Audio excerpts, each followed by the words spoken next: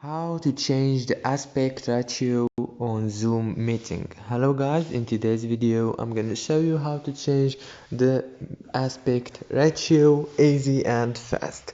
So all what you have to do, go to Zoom. Now this is the home page. As you can see, all what you have to do is go to this more option right here and then click on meeting right here, as you can see.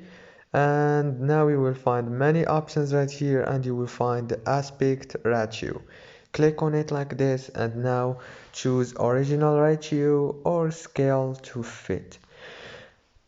If this video was helpful, please don't forget to like and subscribe, and thank you so much for watching this video until the end.